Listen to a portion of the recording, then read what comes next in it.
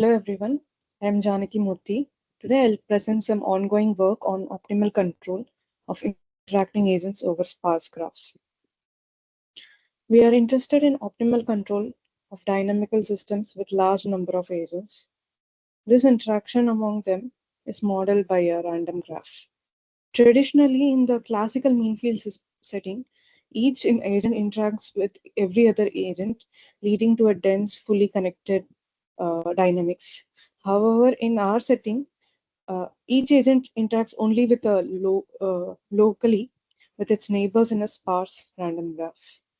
So why are we interested in such a problem? Because in many real world problems such as um, epidemic spread, opinion dynamics, biological signaling, interventions are local and have a sparse structure.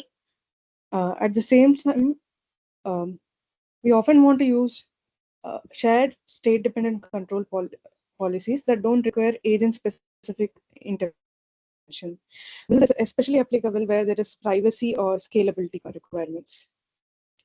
Now let's look at the formal definition of the problem.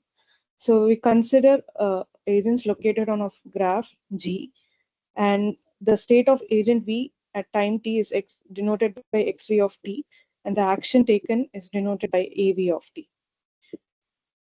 So the dynamics is described as follows. The next state of the agent depends on its previous state, the state of its neighbors, and the action it takes. The action again depends on its own state and the state of its neighbors.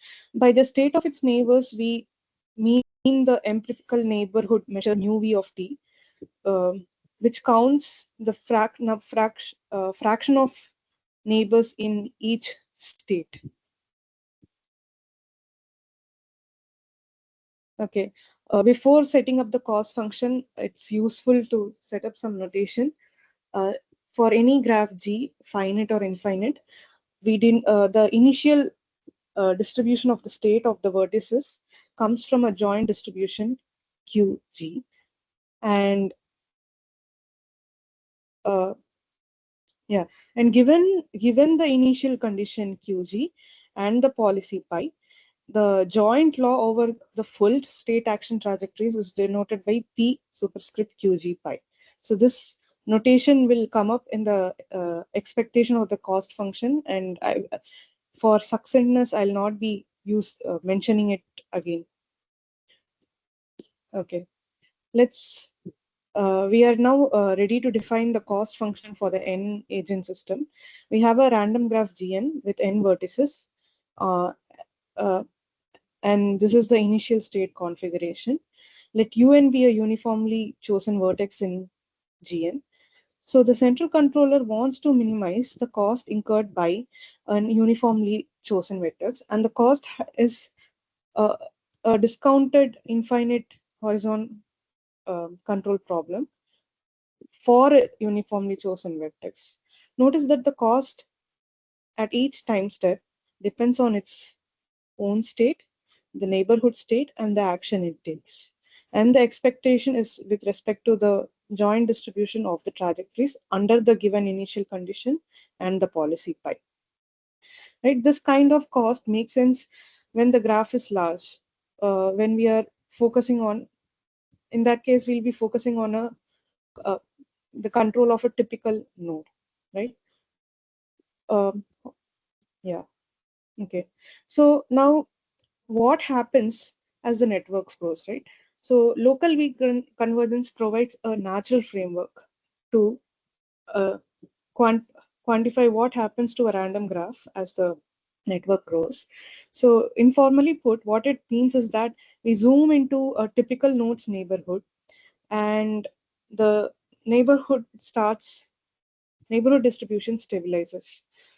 One common example, two common examples that we'll keep using in our work are that of uniform k-regular graph, which converges to an infinite k-regular tree, and the Erdo-Shreni graph, the sparse Erdo-Shreni graph, which converges to a Poisson-Galton-Watson tree.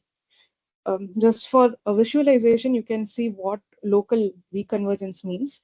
So on the left is a ring cycle graph on n vertices, As n goes to infinity, locally, if you pick a uniformly random vertex, locally the graph starts looking like a infinite line graph. The cycle there cycle size gets larger and larger as n goes to infinity. There are no small cycles, right? Uh, all the examples of sparse graphs we'll be looking at, all the sparse graph models in general converges to a tree. So that's one thing to keep in mind for the further discussion. Okay, so now that we have defined the cost function on the n agent system, suppose the n agent system converges to a limiting tree in the local weak sense that we described just now. We can now define the cost functional on the limiting tree. So consider the limiting tree T with root O, and let Qt be the initial condition, and let each agent in this tree evolve according to the same local stochastic dynamics and common policy pi. Under this policy, the controller seeks to expect seeks seeks a policy that minimizes the expected discounted cost incurred by the root. So since a uniformly chosen node's view converges to the root's view, this definition of cost function makes sense. Okay, so now we'll come to the two central questions that we are focusing on. The first question is that of convergence. Does the optimal policy for the n-agent system converge to the optimal policy on the limiting tree? And the second question is to derive a structure theorem. That is, can we exploit the structure of the tree, such as symmetry or unimodularity or any other property, to maximize the optimal policy pi star, and possibly derive a Bellman type equation to solve it much more efficiently. Yes, okay. So in order to do that, let's simplify the cost function a bit. In this simplification, we do some uh, rewriting of the cost function, where if theta hat OT is the law of the state and action, uh, the joint distribution of the state and action of the root. So this is the root marginal of state action distribution at time t. Then uh, the cost function can be purely written in terms of theta, the root marginal law, theta O of t, right? So to now our goal is to find a recursive characterization of the marginal law. And if such, by recursive characterization, I mean the law of the state action of the root at time t+1 is some deterministic function that solely depends on the state action distribution at time t, and nothing outside the it should be affecting the push forward, right? If such a recursion exists, then we could solve for the optimal policy via dynamic programming over the marginal loss. So this is the hope. And can this recursion be derived using just the symmetry of the infinite tree?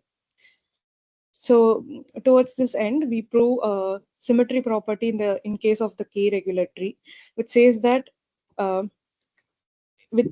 on an infinite k-regular tree with IID initial distribution, shared and state dependent policy, and the dynamics that we described earlier, the law of the state action, the joint distribution of the state action for any finite neighborhood does not change on rerouting. So here the root is V, and here this is the original root. So this proof simply follows the isomorphism of local structures and shared dynamics, and you inductively propagate the identical distribution. We also use the fact that the pi is dependent only on the local state, and actions are independent under a shared kernel, right? So I'm not going into the technicality of the proof, but assume we do have this result uh, for a formal proof of this. So assuming if we have that result, can we write the recursion for the root marginal. So it turns out we can't. Why? Because the labels are not in the labels of the vertex and its neighborhood. The joint distribution of state and action of root and its neighbors are not independent. The joint law is not the product of its marginals. So having symmetry is not enough in our case. So what do we do now? Okay, are there any other property that we could exploit uh, to get a closed form recursion? So for that, let's look at this property called second order Markov random field. So let G be a locally finite graph, and each vertex in this graph is indexed by a random variable YV. And this collection of random variables is said to form a second order Markov random field with respect to the graph G if you look conditioned on the second neighborhood of A. So A is any subset of vertices in the graph, and del square A is the set of all vertices that's at a distance 2 from some vertex in A. So these are the boundary and double boundary of A. So conditioned on the second neighborhood of A, Y A is independent of all other vertices outside the second neighborhood. So this is a conditional independence property that we'll be exploiting to hopefully get a closed recursive form. So what are prior results that use this? So this approach is inspired by a prior result on uncontrolled dynamical system where the next state depends on the previous state and the state of the neighborhood. There is no action or control here. And in this work, they look at this process YV of tree, which is the trajectory process. YV of tree is the trajectory of a vertex V till time t. And Lacker, Raman, and Wu, they show that for any locally finite graph, this trajectory process forms a second order MRF, right?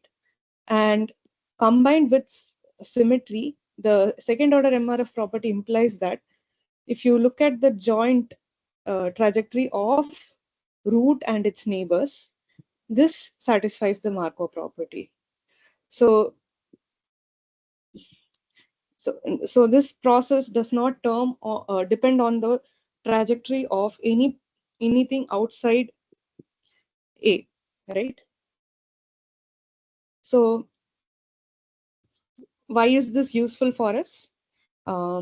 Suppose we could show a similar result for the controlled process. So suppose the trajectory process in the control setting is also satisfies the second order MRF property, and by symmetry and MRF property, we are able to show that the trajectory process of root and its neighbors has the Markov property, which means we we can formulate a lifted optimal control problem over the trajectory valued state space and derive a Bellman type recursion. So uh,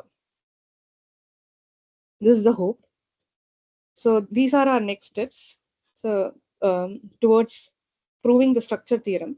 First, we want to prove that a second order MRF property holds for the trajectory process in the controlled setting, and use symmetry and this MRF property to argue that the trajectory process restricted to root and its neighbors is Markov. And with this, can we define a lifted optimal control problem on trajectory valued states and solve it via a Bellman type recursion? And we also expect this strategy to extend to the unimodular Galton tree as well, where instead of symmetry, we'll have to exploit a property called unimodularity. Okay, yeah.